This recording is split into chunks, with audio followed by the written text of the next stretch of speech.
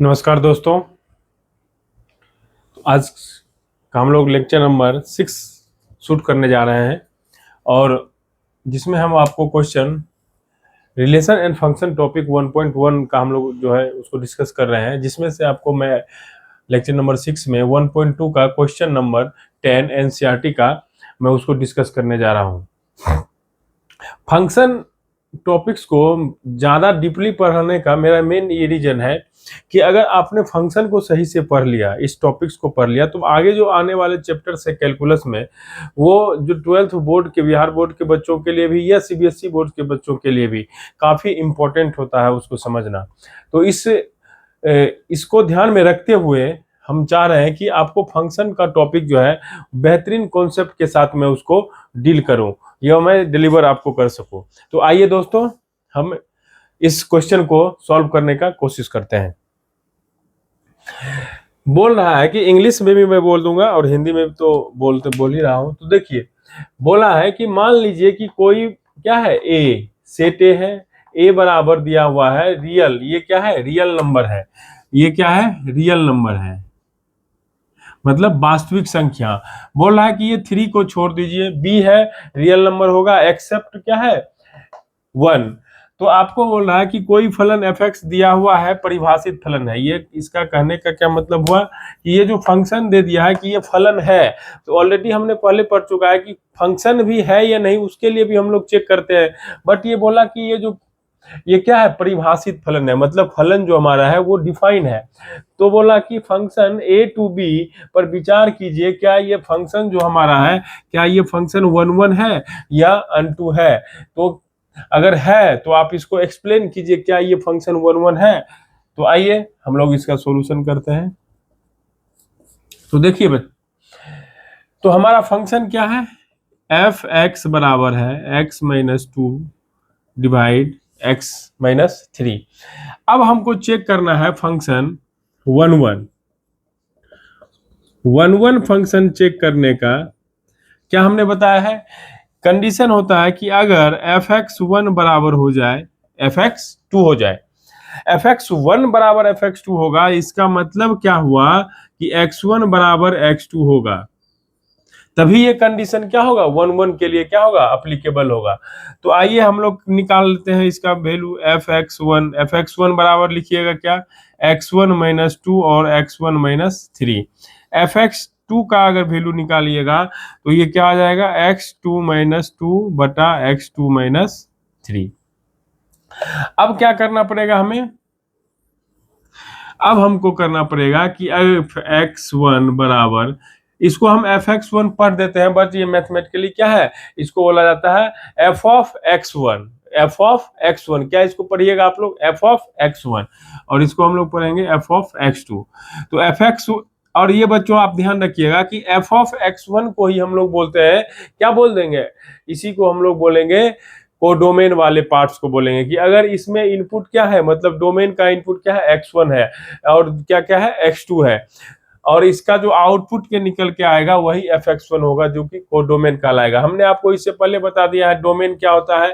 तो x पे का जो लाइन होता है उस पे आप देखिए क्या, डोमेन के मतलब x के डोमेन कहने का मतलब होता है set of all real numbers में क्या क्या उसकी संभावना आ जाती है, आ सकती है, तो उसको हम लोग बोलते हैं डोमेन। रेंज किसको बोलेंगे, तो रेंज बोला जाता है कि y को, जैसे एफ एक्स बराबर y लिखते हैं, तो मतलब y के प्रत्येक क्या होता है, प्रत्येक एलिमेंट के लिए अगर x का क्या हो जाए, मान मिल जाए, मतलब उसका इमेज बन जाए, क्या बन जाए, या उल्टा सोचिए कि x का अगर प्री इमेज, x का इमेज अगर बन रहा है तो इसका मतलब वो इमेज जब बनेगा तो उससे रिलेटेड होगा, और उससे जब रिलेटेड होगा तो वो क्या बन जाएगा, वो हमारा रेंज बनेगा। और कोडोमेन क्या है, तो कोडोमेन क्या होता है, एक सबसेट होता है किसका, रेंज का ही होता है। तो कोडोमेन एक बड़ा सा भाग होता है और रेंज जो होता है वो छोटा सा पार्ट्स होता है। अब यहाँ पे एफ एक्स 1 बराबर क्या हो जाएगा, x1 माइनस 2 बटा x1 माइनस 3, और यहाँ पे आप देखिए क्या बनेगा, x2 माइनस 2 बटा x2 माइनस 3। अब ये आपका मैथमेटिकल प्योर बन गया। अब इसको सॉल्व हम लोग करते हैं, तो ये क्या बन जाएगा, क्रॉस मल्टीप्लिकेशन आप लोग कीजिए। क्रॉस मल्टीप्लिकेशन जब कीजिएगा तो क्या होगा, x1 - 2 x2 - 3 बराबर x1 - 3 x2 - 2 हो गया। अब आप फिर इसको सिंप्लीफाई फर्दर कीजिए, तो इसको इससे गुना कीजिए, तो x1 - 3 x1 - 2 x2 + 6। अब ये बन जाएगा x1 x2, फिर अगेन इससे मल्टीप्लाई होगा तो -2x1 - 3 x2 + 6 ये बन गया। अब इसको क्या कर सकते हैं, आप इसको इसको कट कर सकते हैं और क्या हो जाएगा, x1 और x2 भी क्या हो जाएगा, कैंसिल आउट हो सकता है। क्योंकि यहाँ पे जो रियल नंबर से दिया है, तो ये भी रियल्स होंगे, ये भी रियल्स होंगे, तो हम लोग क्या करते हैं, इक्वेशन के बराबर अगर हो तो इसको हम लोग कट कर सकते हैं। क्यों, दोनों का डिग्री भी क्या है, सेम है। अगर डिग्री, ऐसे क्या बोला जाता है कि रूट लॉस का डर रहता है, बट इसमें रूट लॉस का इसलिए नहीं डर है कि दोनों क्वांटिटी हमारा क्या रियल में है, तो इसको हम लोग काट सकते हैं। अब यहाँ पे आ जाएगा -3x1 - 2x2 बराबर -2x1 - 3x2। अब इसको इधर ले आइए तो हो जाएगा -3x1 और माइनस इधर प्लस आएगा तो कितना बन जाएगा, -x1 और उधर जाएगा तो ये बन जाएगा -x2। इसीलिए क्या बन जाएगा, x1 बराबर x2। तो ये कंडीशन हमारा निकल के आ गया, x1 बराबर x2। जब फंक्शन हमारा f(x1) बराबर f(x2) जब होगा, तब होगा जब x1 बराबर x2 आ जाए। और जब ये x1 बराबर x2 आ गया, मतलब ये फंक्शन हमारा 1 फंक्शन होगा। तो आप लोग इसको राइट डाउन कीजिए, ये जो हमारा फंक्शन क्या होगा, ये फंक्शन हमारा क्या हो जाएगा, एक एक ही है। इसी को आप लोग बोल सकते हैं, ये फलन जो हमारा होगा एक एक ही होगा। हिंदी और इंग्लिश मैथ में कोई उतना मायने नहीं रखता है। क्वेश्चन को आप समझिए और कंसेप्चुअल जो है वो डेवलप कीजिए, कंसेप्ट को डेवलप कीजिए, तो आपको मैथमेटिक्स में पढ़ने में क्या आएगा, इंटरेस्ट आएगा। तो इसको राइट डाउन कीजिए।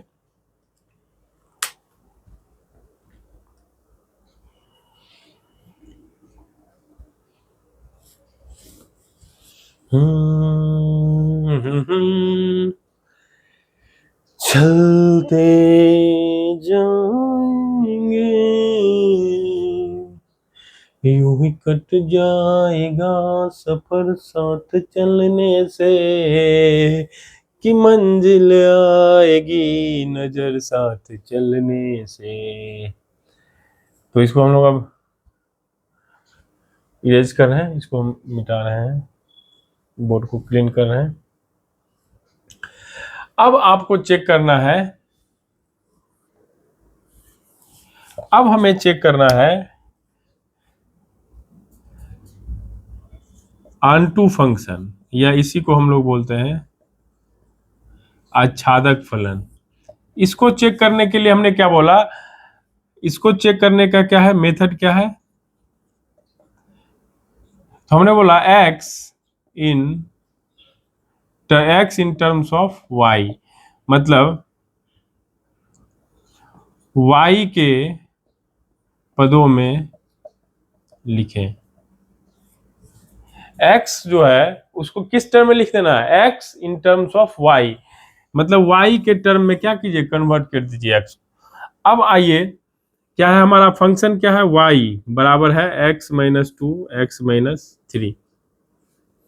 क्रॉस मल्टीप्लिकेशन कीजिएगा तो x-3 इंटू वाई बराबर x-2 आएगा। अब यहाँ पे क्या आएगा, x(y-3y) बराबर होगा x-2। y के टर्म में ले जाना है तो देखिए क्या होगा, x(y-x) बराबर हो जाएगा 3y-2।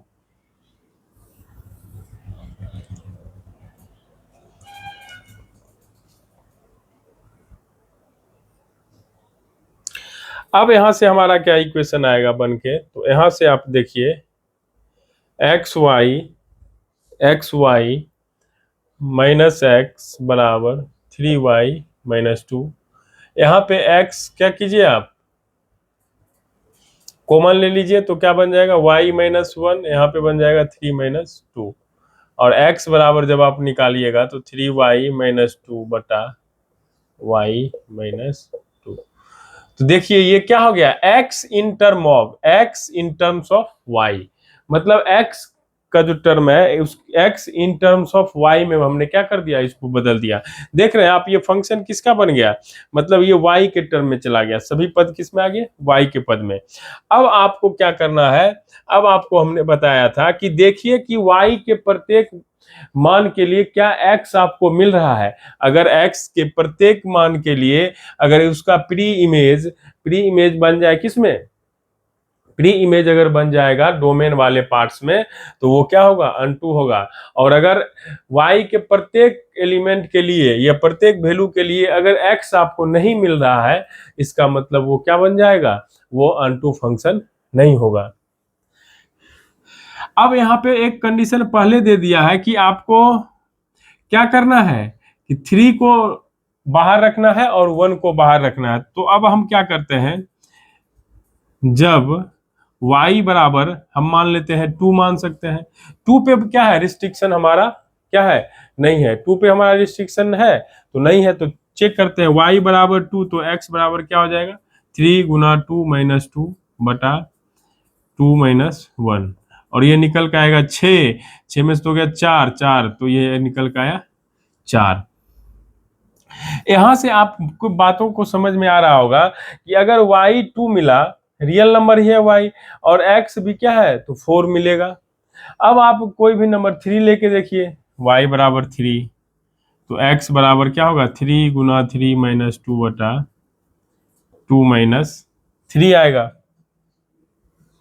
यहाँ हो गया 9 माइनस 2 बटा माइनस 1, तो 7 कितना आ गया, -7।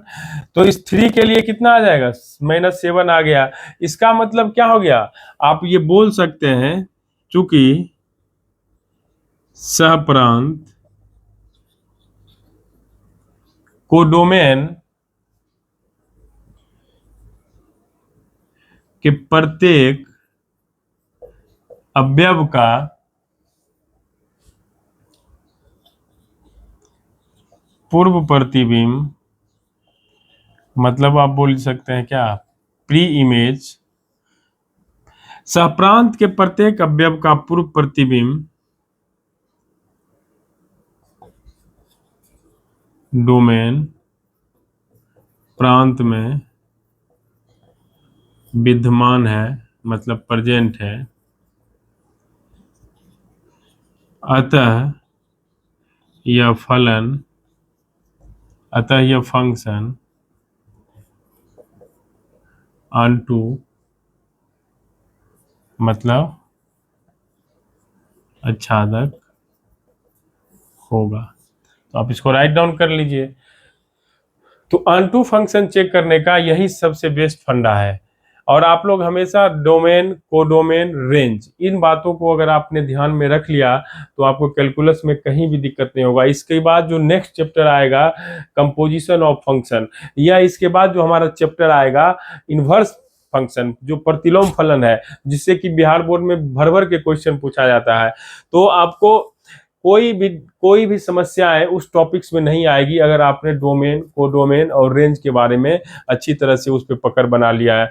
क्योंकि उसमें जो डायग्राम बनेगा, जो उसका फिगर बनेगा कि y बराबर साइन x है, तो उसका क्या होगा, इन्वर्स क्या होगा। और इन्वर्स पढ़ने के लिए भी आपको पहले क्या पढ़ना पड़ेगा कि कोई फलन जो है अगर मेनी वन है तो उसके डोमेन को रिस्ट्रिक्ट कर दीजिए, और जब उसके डोमेन को रिस्ट्रिक्ट कर देंगे तब जो वो फलन बनेगा 1 प्लस अनटू बनेगा, और जब वो 1 प्लस अनटू बनेगा तो वो फंक्शन क्या होगा, इनवर्स फंक्शन उसका निकलेगा, उसका इनवर्स फंक्शन क्या होगा, पॉसिबल होगा। तो इसको आप लोग, इस क्वेश्चन को मैं बार बार इससे क्वेश्चन करा रहा हूं ताकि आपको इस राइट डाउन कीजिए इसको।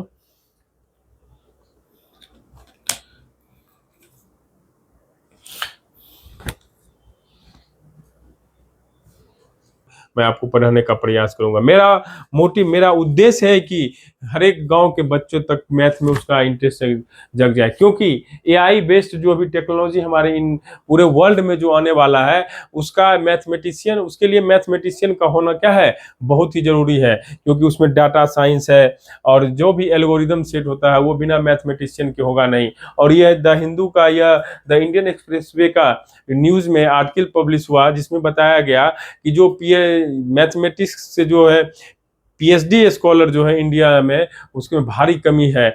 जिसके तो कैसे पॉसिबल है, कैसे आप सोच सकते हैं कि इंडिया जो हमारा भारत है वो क्या हो, यहाँ के बच्चे मतलब एआई में अपना क्या करें, झंडा गाड़ सके। तो मैथमेटिक्स जो सब्जेक्ट है उसको आप बोरिंग सब्जेक्ट की तरह नहीं देखिए, उसको आप लोग सीखने का प्रयास कीजिए। बहुत ही इंटरेस्टिंग सब्जेक्ट है मैथ। मैं तो कहूँगा ऑल सभी सब्जेक्ट इंटरेस्टिंग होता है, बट आप उसको फोकस करने का उस पर क्या। और ये दिया है नीदर 1 1 नॉट अनटू। देखिए एनसीईआरटी पढ़ने का जो तरीका होता है, मैं उसको आपको बतलाना चाह रहा हूँ कि ये एज जो है ये क्या बनता है हायर क्लास में, ये बीएससी के मैथ में। देखिए मेरे पास ये सेट्स ऑफ थ्योरी बीएससी का ये बुक है, इसमें जो है भी दिया गया है यही क्वेश्चन, सेम क्वेश्चन है जो कि आपके एनसीईआरटी में है। तो इसमें बोला जाता है कि जैसे टाइप्स ऑफ फंक्शन हमने पढ़ाया, तो बताया मैंने आपको वन वन फंक्शन क्या होगा, अनटू फंक्शन क्या है, मेनी वन फंक्शन क्या है और इनटू फंक्शन क्या है। तो इसमें देखिए कि इस क्वेश्चन के थ्रू ही इसमें दिख गया कि ये बोल रहा है कि अगर कोई फंक्शन डिफाइन है और एफ एक्स बराबर 3x है, तो बताइए क्या ये अनटू फंक्शन होगा, वन वन अनटू होगा। वन वन है बट अनटू नहीं है, और ना ही अनवन है और ना ही अनटू है, मतलब अच्छादक है या एक एक ही अच्छादक दोनों है, या एक एक ही है और एक एक ही है लेकिन अच्छादक नहीं है। और चौथा ऑप्शन में बोला गया ना तो अच्छादक है और ना ही क्या है, एक एक ही है। तो हम लोग कैसे सॉल्व करेंगे, तो फर्स्ट अप्रोच इसको हम लोग क्या कर सोच सकते हैं, वन वन चेक करने के लिए। वन वन अगर चेक कीजिएगा तो क्या लिखिएगा आप, एफ एक्स वन बराबर एफ एक्स टू लिखिएगा, और एफ एक्स वन के जगह पे क्या हो जाएगा, 3x1 बराबर 3x2। अब यहाँ पे क्या हो जाएगा, x1 बराबर x2।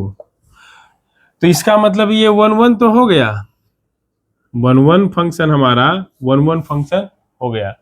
अब अनटू फंक्शन को अगर चेक करते हैं अनटू के लिए, तो अनटू फंक्शन चेक करने के लिए हमने क्या बताया कि हमारा फंक्शन है एफ एक्स बराबर 3x, और इसी को आप लोग लिखिएगा y, तो y बराबर 3x, तो x बराबर क्या हो जाएगा, y बटा 3। मैं बार बार आपको बता रहा हूं कि x इन टर्म्स ऑफ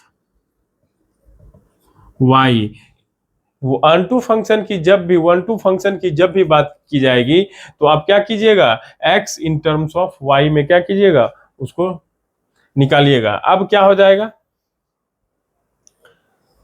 अब बताइए कि अगर y बराबर, यहाँ पे तो क्या दिया है, सो दैट फंक्शन, यहाँ पे आपका डोमेन जो दिया है डोमेन, और ये दिया हुआ है आपको कोडोमेन। डोमेन फंक्शन का डोमेन क्या दिया हुआ है, नेचुरल नंबर मतलब प्राकृत संख्या। तो रेंज अगर आपको मालूम चल जाए और रेंज और कोडोमेन अगर बराबर हो जाए, तो ये भी तो कंडीशन हमने पढ़ा है कि अगर कोडोमेन ऑफ फंक्शन और रेंज ऑफ फंक्शन अगर ये दोनों बराबर हो जाए तो फंक्शन हमारा क्या हो जाता है, अनटू फंक्शन हो जाता है। अब पहले हम इस अप्रोच से आपको हम समझाने की बात करते हैं, 1 सेकेंड।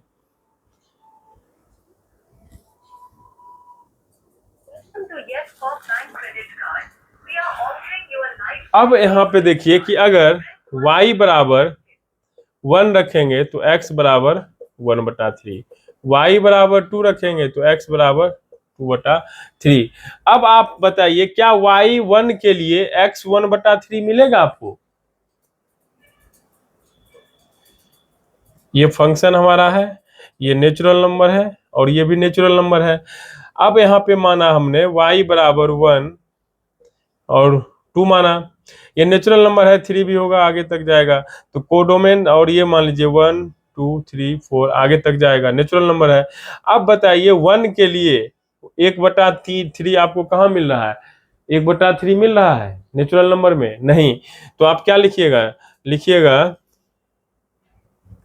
y बराबर 1 पर x does not belongs to 1/3, या y बराबर 2 पर आप क्या लिखिएगा? x does not belongs to 2/3, और ये 2/3 जो है does not belongs to natural number, और ये 1/3 भी क्या है? Does not belongs to natural number.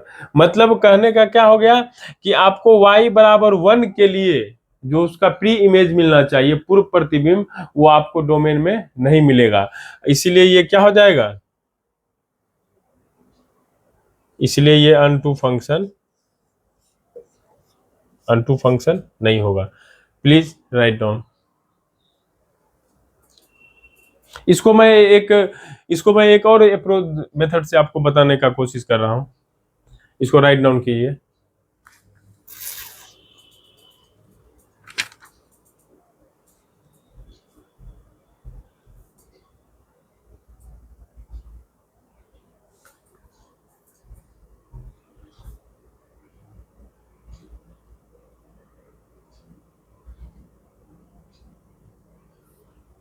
हमेशा इस पे आप ध्यान दीजिएगा कि डोमेन और कोडोमेन पे। एनसीईआरटी में क्वेश्चन क्या किया है कि यहाँ पे रियल नंबर और रियल नंबर दिया है, तब क्वेश्चन क्या हो जाएगा? 3x। हम अगर पूछना चाह रहे हैं कि इस फंक्शन का रेंज क्या है, मतलब रेंज मतलब हो गया परिसर क्या होगा। परिसर की बात आप कीजिएगा तो क्या होगा? अगर हम मान लेते हैं कि n बिलोंग्स क्या कर रहा हो, n belongs to natural number, n का संबंध अगर नेचुरल नंबर से हो जाए तो यहाँ पे क्या हो जाएगा? या हमने मान लिया क्या x belongs to natural number, हमने मान लिया कि अगर x क्या हो जाए,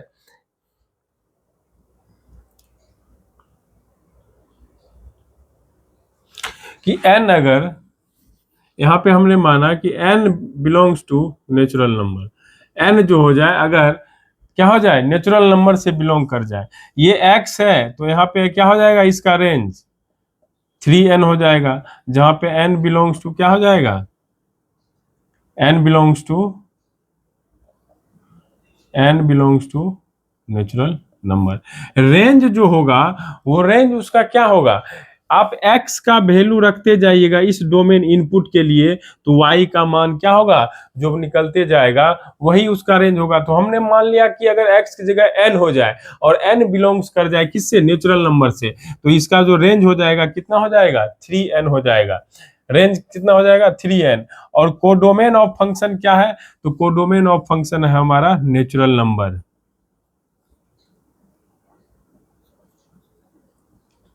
अब आप अगर कोई भी बच्चा अगर क्या दिमाग इसमें लगाइए, क्या रेंज और कोडोमेन, क्या रेंज और कोडोमेन क्या बराबर दिख रहे हैं आपको?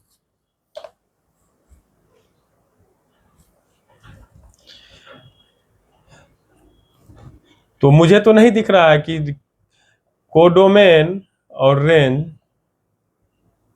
दोनों बराबर नहीं है, इसीलिए अनटू फंक्शन नहीं हुआ। आप पूछिए सर कि कैसे नहीं हुआ, तो देखिए कि रेंज जो फंक्शन का है क्या हो जाएगा? 3n होगा, जहां पे n belongs to natural number. 3n कहने का मतलब क्या हुआ कि इसका रेंज कहां से शुरू होगा? 3 से होगा, और n अगर नेचुरल नंबर है तो मान लीजिए 3x1, 3x2, 3x3, 3x3, इस तरह से इसका रेंज क्या होगा? आप नेचुरल नंबर मानते जाइएगा, उसका रेंज क्या होगा फंक्शन का निकलते जाएगा। तो यहाँ पे होगा 3 हो सकता है, 6 होगा, 9 होगा, 12 हो सकता है, 15 हो सकता है। तो इस तरह से देखिए इसका रेंज। अब जबकि कोडोमेन देखिए फंक्शन का, कोडोमेन शुरू होगा 1 2 3 4 5 6 7 बढ़ते जाएगा। तो आप देखिए क्या ये कोडोमेन और ये रेंज फंक्शन क्या बराबर है? नहीं, ये 3 से शुरू हुआ जबकि ये 1 से शुरू हुआ। इसका मतलब क्या हो गया? रेंज और कोडोमेन क्या है? बराबर ही नहीं है। इसका मतलब रेंज और कोडोमेन फंक्शन का बराबर नहीं है, इसीलिए this function is not unto function. ये मैंने आपको एक एग्जांपल कराया एनसीईआरटी में। अब इसी के जगह पे एनसीईआरटी का जो क्वेश्चन नंबर है 12, उसमें क्या कर देगा कि यहाँ पे रियल नंबर कर देगा और यहाँ पे रियल नंबर कर देगा। तो ये फंक्शन क्या है, अनटू है? नहीं है। अब बताए क्या 1 1 अनटू है? तो नहीं है। 1 1 है बट नॉट अनटू है, तो ये कंडीशन हमारा हो गया। क्या है, 1 1 फंक्शन है बट अनटू फंक्शन नहीं है। कोई भी दिक्कत नहीं होनी चाहिए अब इसमें। अब इसको आप राइट डाउन कीजिए और मैं अब एनसीईआरटी का क्वेश्चन इसी पे कराता हूं, ठीक है।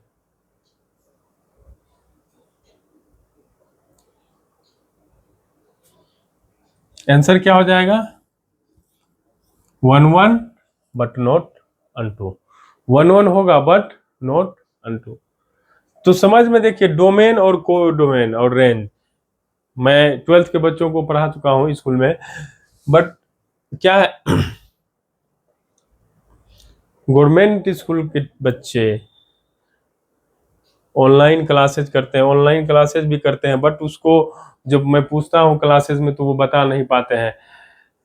या तो ऑनलाइन क्लास को पढ़ते हैं बट पता नहीं, उस मेन है बच्चों में की कमी है कि वो क्वेश्चन मैथ में क्वेश्चन को बनाने या सोचने की जो क्षमता होनी चाहिए, जो सोच होनी चाहिए, वो सोचते ही नहीं है क्वेश्चन पे, टाइम ही नहीं देना चाहते हैं।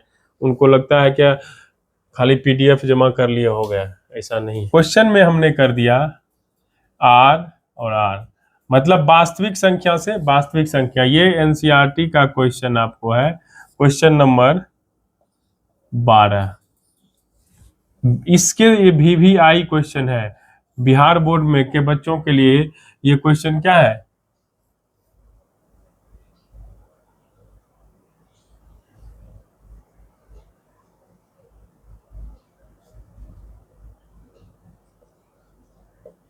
VVI है। ऑब्जेक्टिव में ये क्वेश्चन पूछता ही पूछता है। अब देखिए 1 1 चेक कीजिएगा, तो 1 1 चेक करने का तो फिर वही काम करना है, fx1 बराबर fx2, तो ये 3x1 बराबर 3x2, तो x1 बराबर x2। इसमें आपत्ति नहीं होना चाहिए कि आप प्लस है, तो 1 1 तो हो ही गया, 1 1 हो गया। अनटू चेक करना है तो क्या हो जाएगा, y बराबर 3x, तो x बराबर y बटा 3। अब आप समझ में नहीं आए, डायरेक्ट आप क्या कीजिए, मैपिंग क्या कीजिए, फंक्शन है, ये फंक्शन रियल नंबर है, ये भी क्या है, रियल नंबर है। ये सेट मान लीजिए, ये सेट भी है। अब देखिए इसमें भी रियल नंबर है, तो हमने माना -5 -4 -3 -2 -1 0 1 2 3, ये रियल नंबर्स में है, बढ़ते जाएगा। इसमें भी रियल नंबर है, -5 -4 -3 -2 -1 0 1 2 3, आगे तक जाएगा। अब आपको हमने बोला क्या, देखिए y के प्रत्येक मान के लिए क्या x मिल रहा है आपको, मतलब मिलने का मतलब यह है कि y क्या है, कोडोमेन वाला भाग। कोडोमेन के पार्ट्स जो है आपको क्या होना चाहिए, उसका किसी न किसी से एसोसिएट होना चाहिए, मतलब प्रत्येक कोडोमेन का जो एलिमेंट है उसका प्री इमेज आपको मिलना चाहिए, किसमें, डोमेन में। तो मान लीजिए y बराबर अगर रख देते हैं, y बराबर 1, तो x बराबर 1/3 आएगा। y बराबर 2, तो x बराबर 2/3। y बराबर 5, तो x बराबर 5/3। x बराबर -1, तो y बराबर -1/3। x बराबर -4, तो y बराबर -4/3। इस तरह से आप फाइंड आउट करते जाइएगा। या x बराबर y बराबर 0, तो x बराबर 0, तो देखिए 0 पे 0 का मिला, और x बराबर -4 है, x बराबर -4 के लिए -4/3 भी मिलेगा। -4/3 का मतलब क्या हो, 1 से ज्यादा, तो -1 से ज्यादा इस यहाँ पे कहीं आएगा। बोलेगा सर ये -4/3 कैसे आएगा, अरे बाबू इसलिए आएगा कि रियल नंबर्स नहीं है, ये वास्तविक संख्या है। और ये भी क्या है, वास्तविक संख्या में आएगा। परिमेय हो, रेशनल हो, इरेशनल हो, इंटीजर हो, पॉजिटिव इंटीजर हो, निगेटिव इंटीजर हो, सभी तो रेशनल नंबर्स में आते हैं। तो इसमें इसका भी इमेज, प्री इमेज मिल जाएगा आपको। फिर 5/3 है, इसका भी मिल जाएगा। मतलब सभी का सभी से इमेज क्या होगा, मिल जाएगा। तो यहाँ पे आप क्या लिख दीजिएगा, तो लिख दीजिएगा, क्या लिख देना है, इस सह प्रांत के प्रत्येक अवयव के लिए प्रांत मतलब डोमेन, प्रांत में पूर्व प्रतिबिंब, प्री इमेज प्रेजेंट विद्यमान है। अतः यह फंक्शन फलन अनटू भी होगा। अतः यह फंक्शन आपका क्या हो जाएगा, अतः यह फलन क्या हो जाएगा, आच्छादक हो गया। अब इसी में देखिए 1 1 भी है और अनटू भी है, तो ये 1 1 भी है और अनटू भी है, और क्या हो जाएगा, इसी 1 1 अब प्लस अनटू फंक्शन को हम लोग कहते हैं बाइजेक्टिव फंक्शन। ये टर्म आप याद कर लीजिएगा, लिख लीजिएगा। तो यही हो गया कि अगर फंक्शन हमारा 1 1 हो और अनटू हो, दोनों अगर हो जाता है तो वो फलन कहलाता है बाइजेक्टिव फंक्शन कहलाता है। तो देखिए कैसे बेहतरीन क्वेश्चन है, एनसीईआरटी में कितना लॉजिकली क्वेश्चन है। आदमी अगर इसको भी कॉन्सेप्चुअल अगर पढ़े तो क्या कर सकता है, कोई भी कंपटीशन हो उसको फेस कर सकता है। तो आज के लिए इतना ही बच्चों। आप लोग प्लीज हमारे चैनल, यूट्यूब चैनल को सब्सक्राइब कीजिए। बालकृष्ण पीजीटी मैथमेटिक्स चैनल है हमारा, उसको लाइक एंड सब्सक्राइब कीजिए ताकि मैं और भी आपके लिए अच्छे अच्छे कंटेंट लाता रहूं। थैंक यू दोस्तों, जय हिंद।